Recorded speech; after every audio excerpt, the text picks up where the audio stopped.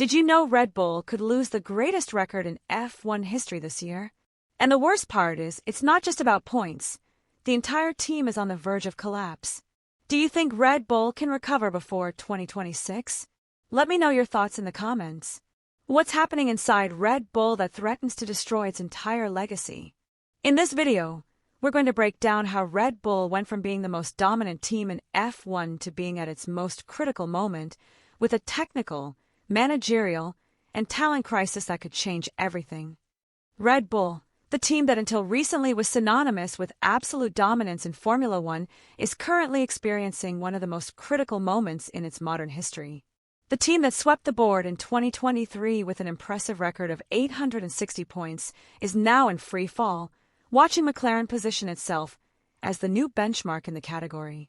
What seemed like a prolonged cycle of supremacy is crumbling at a speed few anticipated, and the outlook couldn't be more worrying for the Milton Keynes team.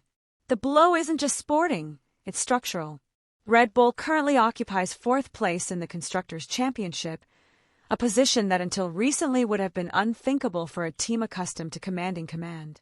But the numbers are clear, they are no longer consistently competitive and are losing ground race after race.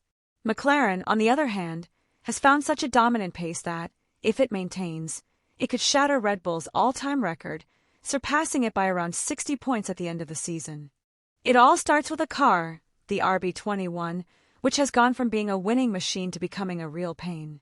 Although Max Verstappen still manages to get the most out of it, the car has proven to be extremely sensitive, unpredictable, and in the team's own words, almost impossible to handle.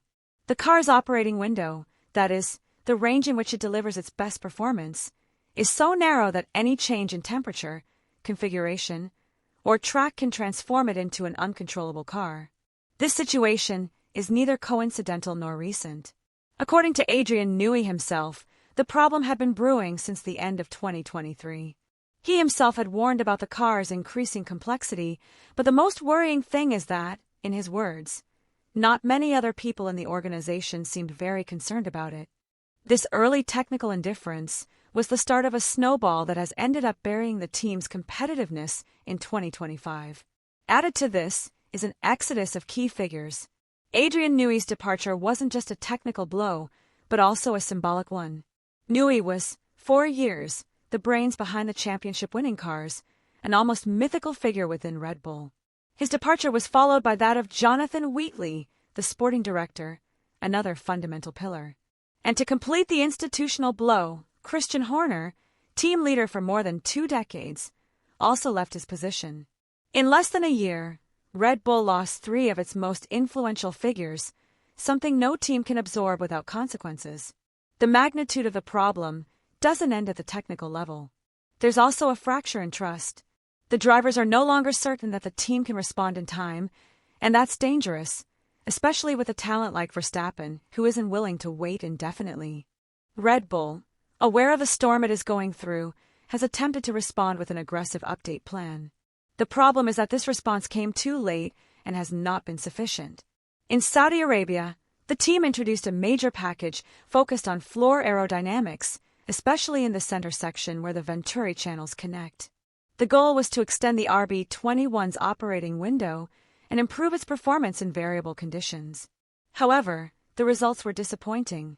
The improvements barely stabilized the car in some sessions, and in terms of actual performance, the gap with McLaren remained evident. The general feeling within the paddock was clear. What Red Bull offered was a desperate attempt, not an effective solution. Helmut Marko, always outspoken, admitted that there are still many points up for grabs, 332 to be exact, and that the team has not thrown in the towel. Still, he also acknowledged that the upcoming evolution packages, planned for Belgium and Hungary, represent the last real opportunity to prevent Verstappen from falling out of the title fight. The urgency is evident. It's not just about maintaining competitiveness, but also about retaining the motivation of a driver who, season after season, has proven to be above the level of his car. At this point, Red Bull is no longer racing to win championships. It's racing to avoid losing its greatest asset. Max Verstappen, meanwhile, remains the team's sole competitive anchor. The numbers speak for themselves. He has scored 165 of Red Bull's 175 total points, representing a staggering 94.3%. No other driver on the grid sustains his team so disproportionately. This figure reflects both his extraordinary talent and the team's deep dependence on him. While his teammates barely manage to score points, Max continues to fight at the top, even when the car is far from up to par. But this situation is not sustainable, neither for the team nor for the driver. Verstappen's statements in recent months have become increasingly direct. In a recent interview, he made it clear that his patience has limits. If we have a good car, you'll be fast, and then it doesn't matter what the other teams do in terms of strategy, because you'll beat them. This statement reveals a clear frustration. Max doesn't just want to compete, he wants to dominate. He knows his window to continue winning championships isn't infinite, and he's not willing to waste it waiting for Red Bull to recover. That's why, in every race, every session, every lap, there's more at stake than just a position, his confidence in the team and possibly his future with them. If Red Bull's current situation isn't reversed soon, the consequences could be far more serious than most anticipate. This isn't simply a bad year. It's the kind of season that could mark a turning point in a team's recent history. The loss of points, technical decline, internal instability, and the emotional exhaustion of key figures are creating a scenario that looks more like a systemic collapse than a temporary setback. And in a sport as competitive as Formula One, where every detail counts, losing competition for even a single season can have ripple effects that last for years.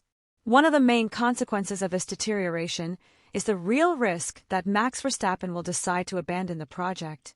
Although he has a current contract, in modern F1, contracts are terminated when circumstances change drastically. Verstappen has already demonstrated his ability to carry the weight of a team, but he is not obliged to continue doing so if he doesn't see a clear future.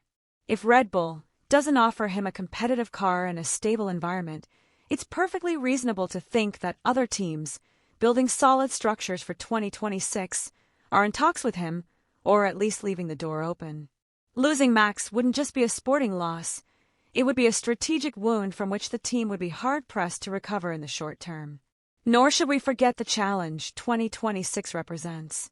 With the arrival of the new Red Bull Ford power units and a radical change in the technical regulations, teams need stability, planning, and continuity to adapt effectively. Red Bull, in its current state, offers none of those guarantees. Most worryingly, the development of the Red Bull Ford engine is being carried out without access to Honda's intellectual property, leaving them at a clear disadvantage compared to rivals like Mercedes and Ferrari. If Red Bull fails to stabilize before this major change, it could be relegated for years.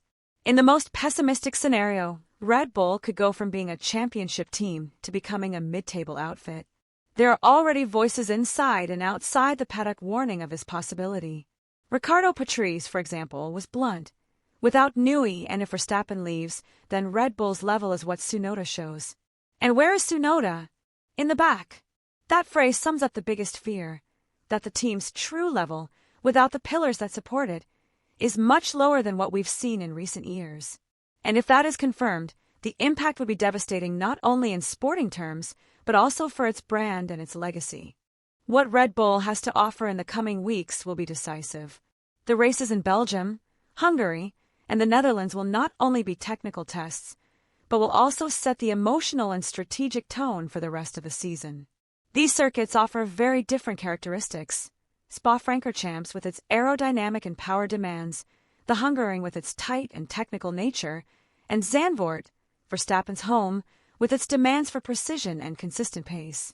At each of them, Red Bull will have to demonstrate that it still has the capacity to react, even if only minimally. It's no longer enough to score points. They need to send a message, both externally and internally within the team, the message that they can still fight. Internally, there is an absolute sense of urgency. Helmut Marko has confirmed that Red Bull will bring specific updates for those 3 Grands Prix. These will not be minor changes. These will involve significant modifications to the aerodynamic concept, tweaks to the chassis, and possibly to the RB21's electronics. But beyond the technical level, leadership issues are also at stake. Laurent Mekies, who now leads the team following the departure of Christian Horner, will have the opportunity, or the challenge to consolidate his position at a time when every decision will be scrutinized? If the team fails in the coming weekends, his leadership will begin to be publicly questioned.